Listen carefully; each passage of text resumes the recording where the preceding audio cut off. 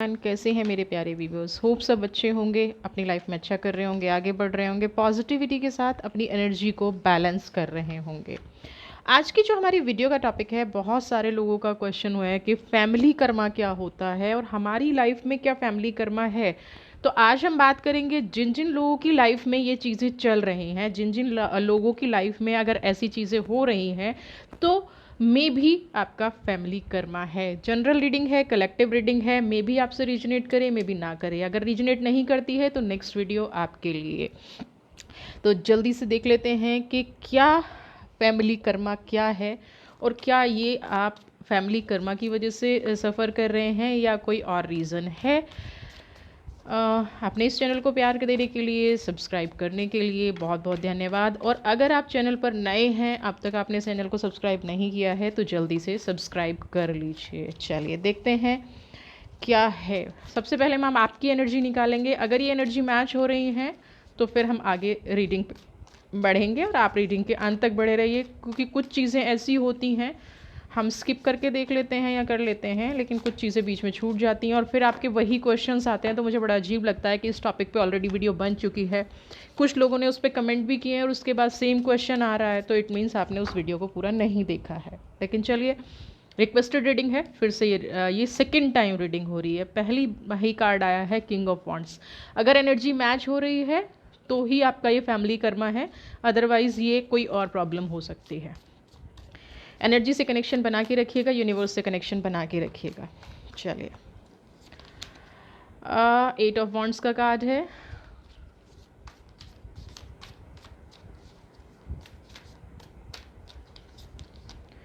Tower movement. क्या होता है फैमिली कर्मा? क्या आपकी लाइफ में ये चीज़ें हैं? बताइए मेरे प्यारे व्यूअर्स को। 6 ऑफ कप्स।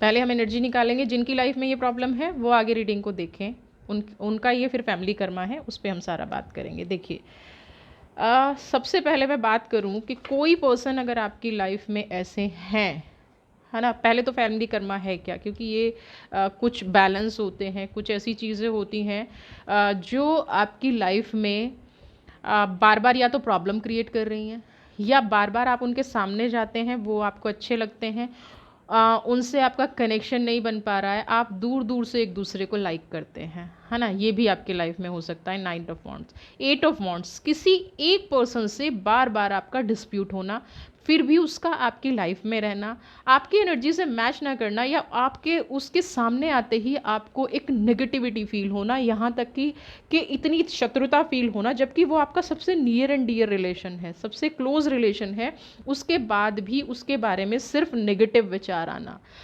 उस पर्सन की वजह से बार बार आपकी लाइफ में टावर मूवमेंट आना, यानी कि एक ही पर्सन की वजह से आपकी लाइफ में एक के बाद एक समस्या आना, एक के बाद एक नेगेटिविटी आना, आप कितना कोशिश कर लें। अच्छा, इसमें ये ज़रूरी नहीं है कि ये पर्सन आपसे नफ़रत ही करते हों या आप इनसे नफ़रत ही करते हों। कहीं ना कहीं ऐसा भी होता है कई बार कि दो लोग बहुत ज़्यादा आपस में प्यार करते हैं। आपकी लाइफ में भी अगर ऐसा है, आप कोई दो लोग हैं बहुत ज़्यादा आपस में प्यार करते हैं, लेकिन आपके साथ कोई ना कोई ऐसा इंसिडेंट्स घटता रहता है, कोई ना कोई ऐसी चीज़ घटती रहती है कि आप नेगेटिव फेज से निकल ही नहीं पाते हैं। आपकी लाइफ में सिर्फ आप एक प्रॉब्लम को ख़त्म करते हैं, दूसरा टावर मूवमेंट आ जाता है, दूसरी प्रॉब्लम को ख़त्म करते हैं, तीसरा टावर मूवमेंट आ जाता है, यानी कि आप साथ में कभी खुश नहीं रह पाते। ये भी कहीं ना कहीं पास्ट कार्मिक का एक रीज़न हो सकता है। अगर आपकी लाइफ में ये हो रहा है तो डेफिनेटली वो पर्सन आपके पास्ट कार्मिक्स हैं। अब बात करेंगे 6 ऑफ कप्स की। ये फैमिली कार्मिक्स हैं, क्योंकि फैमिली कार्मिक्स हम सिर्फ उन्हें नहीं कहते कि जो हमारे परिवार से ही हैं, कहीं ना कहीं हम उनसे पहले जुड़े हुए थे, उनसे हमारा कोई लेन देन का रिलेशन रहा है, उनसे कुछ ऐसा रहा है जो हम हील नहीं कर पाए हैं, जो हम छोड़ नहीं पाए हैं। 6 ऑफ कप्स की एनर्जी है। कई बार हमने देखा है हमारे किसी पेट से भी हमारा ऐसा रिलेशन हो जाता है, पशु पक्षी से भी ऐसा रिलेशन हो जाता है, या हमें उस पेट के पास जाके ही अच्छा फील होता है। हम पूरी पब्लिक में अपने आप को अकेला फील कर रहे हैं, तन्हा फील कर रहे हैं, हमें अच्छा नहीं लग रहा है, लेकिन जैसे ही हम उस पेट के पास जाते हैं या अपने किसी ऐसे डॉग के पास जाते हैं या किसी और के पास जाते हैं तो हमें अच्छा फील होता है। ये भी आपका फैमिली कनेक्शन हो सकता है। सेकंड कार्ड स्ट्रेंथ, कोई पर्सन बिना वजह, है ना, आप बहुत दूर रिलेशन है इस लाइफ में, आपका पॉसिबल नहीं है कि वो आपके रिलेशन में रहे, पॉसिबल नहीं है कि वो आपके रिश्ते में रहे, पॉसिबल नहीं है कि वो आपके साथ रहे, लेकिन फिर भी वो आपको अच्छा लगता है, तो उससे भी आपका पास्ट करेक्शन हो सकता है। अब आपके जीवन में अगर पास्ट कार्मिक्स की वजह से परेशानियां चल रही हैं तो आगे देख लेते हैं क्या रीज़न है। क्या आपकी लाइफ में ये नेगेटिव लोग आए हैं, ऐसा क्या हुआ है? बताइए मेरे व्यूवर्स को कि उनकी लाइफ में ऐसा क्या हुआ है जो ये पर्सन इनकी लाइफ में आए हैं। सबसे पहला ही card justice.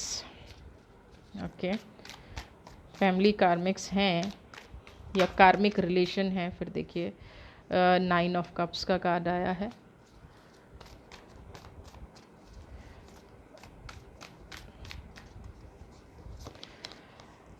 Three of pentacles का कार्ड आया है,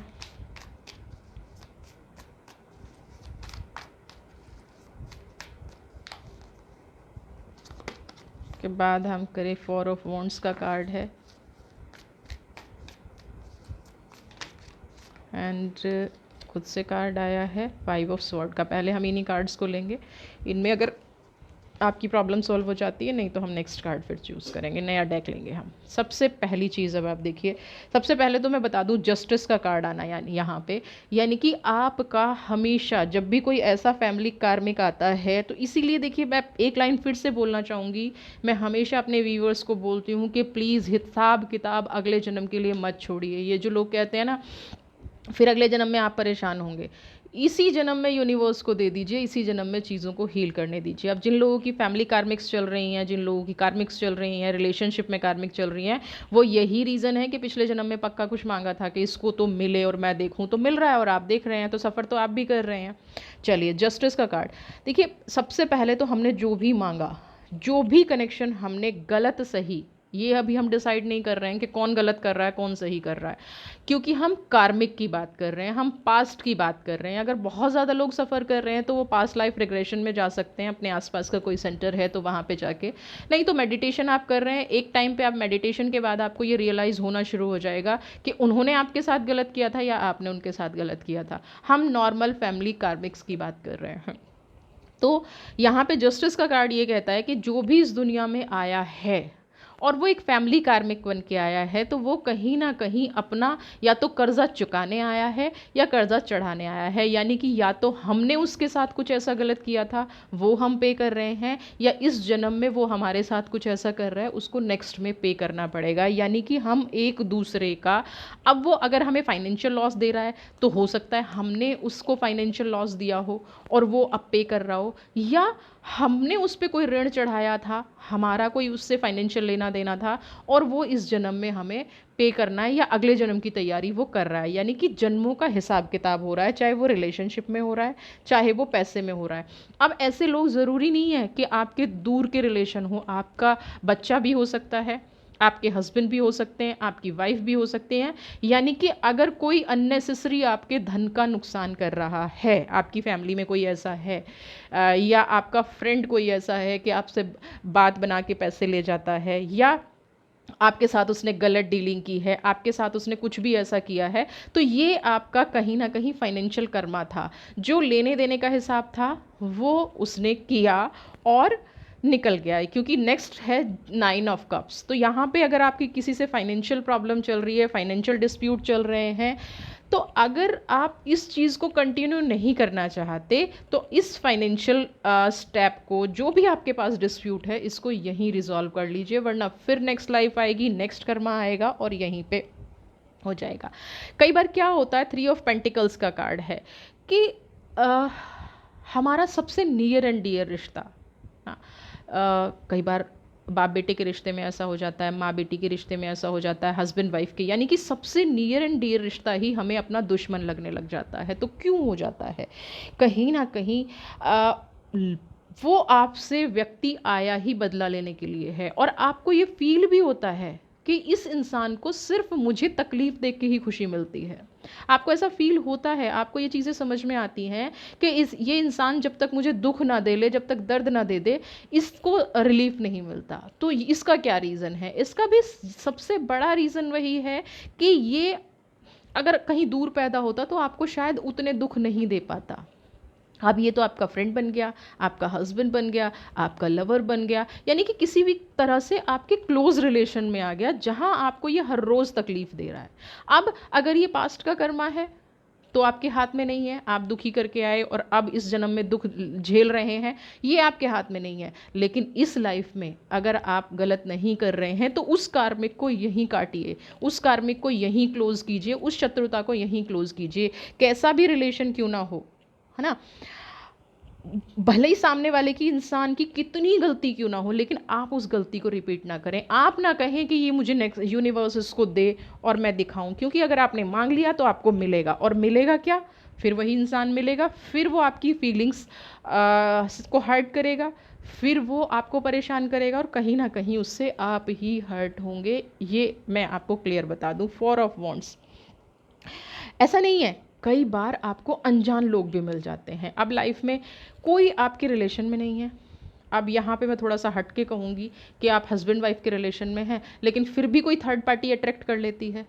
इसमें वाइफ को भी अट्रैक्ट कर सकती है, हस्बैंड को भी अट्रैक्ट कर सकती है, आपकी गर्लफ्रेंड को भी अट्रैक्ट कर सकती है, आपके बॉयफ्रेंड को भी अट्रैक्ट कर सकती है। वो क्या है, वो ऐसा क्यों होता है, ऐसे रिलेशन क्यों होते हैं? ये तो सारे सैड के रहे, लेकिन कुछ हैप्पीनेस के भी रिलेशन होते हैं। आपको किसी के साथ बैठना बहुत अच्छा लगता है, जबकि वो सोशली बहुत गलत होता है। आप अपने इमोशंस पे कंट्रोल नहीं रख पाते हैं, आपको पता है कि ये रिश्ता गलत है, फिर भी आप उस रिश्ते में चले जाते हैं। ये कौन सा कार्मिक होता है? ये भी कार्मिक है, यानी कि उस पर्सन में आपके लिए सेवा भाव है। अब सेवा भाव क्यों है? क्योंकि या तो पास्ट लाइफ में उसने आपके साथ बहुत अच्छा टाइम स्पेंड किया है और आप लोग बिछड़ गए, या इस लाइफ में कहीं ना कहीं एक स्ट्रॉन्ग बॉन्ड आप लोगों के बीच बन रहा है। हमेशा गलत करने वालों का ही ये नहीं है कि पास्ट लाइफ होता है। आपकी लाइफ में आपने देखा होगा कि आप रास्ते चलते भी कोई इंसान आपकी तरफ स्माइल पास कर देता है और वो स्माइल को आप भूल नहीं पाते हैं। रीज़न क्या? कहीं ना कहीं वो भी कभी आपके टच में रहा होगा। तो जनरली जब कई बार एक ऐसा रिलेशन हो जाता है ना जिसका सोशली कोई नाम नहीं है, वो भी कहीं ना कहीं आपके पास्ट कार्मिक से जुड़ा होता है, वो भी कहीं ना कहीं आपकी पास्ट लाइफ से जुड़ा होता है। ऐसे ही कार्ड आया है 5 ऑफ सोर्ड का। एक रिश्ता है जो सिर्फ दिन रात आपको टेंशन ही देता है, उसको टेंशन देने के अलावा आता ही नहीं है कुछ। आपकी लाइफ में आ गया है और उसका सिर्फ काम क्या है, आप तकलीफ़ में रहेंगे तो वो खुश रहेगा। बहुत सारे लोग ऐसे हैं जिनके साथ रहना आपकी मजबूरी है। ये आपके ऑफिस कलीग हो सकते हैं, ये आपके नेबर हो सकते हैं, ये आपके रिलेटिव हो सकते हैं, ये आपका कोई भी रिश्ता हो सकता है जिसके साथ निभाना आपकी मजबूरी है। लेकिन होता क्या है, जैसे इस कार्ड में आप देख रहे हैं, देखते ही या उसका नाम सुनते ही क्या होता है, आपके अंदर बहुत गुस्सा हो जाता है, आपके अंदर कंप्लीटली नेगेटिविटी भर जाती है, आपके अंदर ऐसी फीलिंग्स आनी शुरू हो जाती हैं कि बस पता नहीं मैं इसके साथ क्या कर दूं, या ये मेरे सामने आएगा तो मेरा सब कुछ डिस्ट्रॉय हो जाएगा। एक डर लगना शुरू हो जाता है, नेगेटिव फीलिंग शुरू हो जाती है, एंगर इश्यूज हो जाते हैं। क्या है ये? ये है कि वो पर्सन आपकी लाइफ में नेगेटिव रहा है। यहाँ मैं आपको छोटी सी एक इंसिडेंस बताऊंगी कि क्यों हमें हील कर देना चाहिए। एक बार की घटना है कि भगवान बुद्ध बैठे प्रवचन दे रहे थे और एक व्यक्ति आया और उन्होंने भगवान बुद्ध के मुंह पे थूक दिया। तो सब लोगों ने गुस्सा किया, लेकिन बुद्ध ने कहा कि नहीं, पक्का इसका कोई मेरा हिसाब किताब लेना होगा। मैंने यहाँ इस चीज़ को क्लोज कर दिया, मैं इससे आगे दुश्मनी नहीं बढ़ाऊंगा, क्योंकि अगर मैं बढ़ाऊंगा, मैं अभी इससे ताब करूंगा तो मैंने कर लिया, मेरा हिसाब हुआ या नहीं हुआ, लेकिन ये नेक्स्ट लाइफ में फिर मेरे पास आएगा और फिर यही कर्मा दोहराएगा। तो इसीलिए क्या है कि कार्मिक्स को काटते रहिए।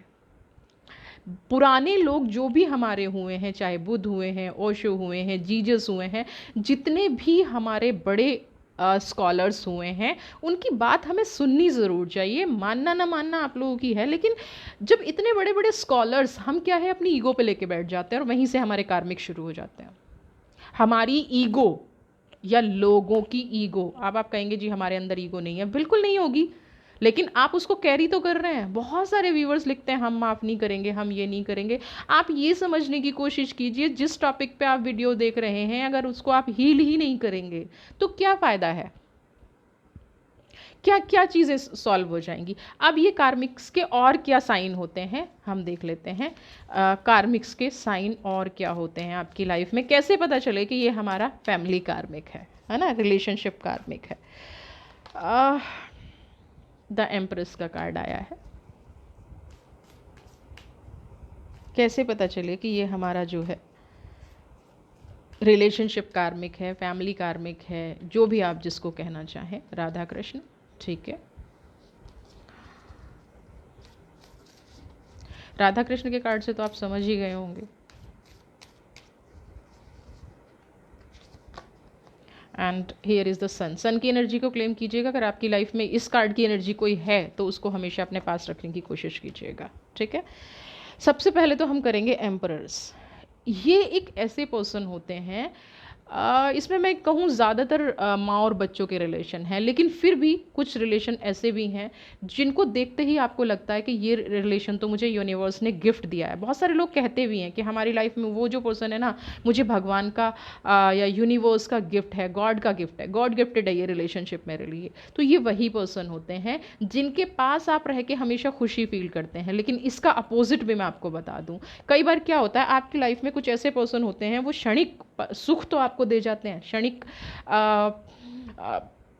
आपको खुशी दे जाएंगे, आपको प्योरिटी दे जाएंगे, लेकिन धीरे धीरे क्या होगा वो आपकी एनर्जी को ले जाते हैं। जब तक आपके अंदर, यानी कि अभी गुस्सा करेंगे चले जाएंगे, फिर आएंगे, फिर जाएंगे, यानी कि उनका आना जाना लगा रहता है। आपको समझ नहीं आता कि ये पर्सन मुझे छोड़ क्यों नहीं देता, ये मेरी लाइफ से चला क्यों नहीं जाता। आप समझ ही नहीं पाएंगे कि ये पर्सन कर रहा है तो क्या कर रहा है, ये मेरी लाइफ में है तो क्यों है, और मेरी लाइफ में नहीं है तो क्यों नहीं है। यानी कि एक कंफ्यूजिंग माहौल क्रिएट करके रखेंगे ये लोग, एक कंफ्यूजन क्रिएट करके रखेंगे। समझ ही नहीं आएगा कि इसको रुकना चाहिए या नहीं रुकना चाहिए।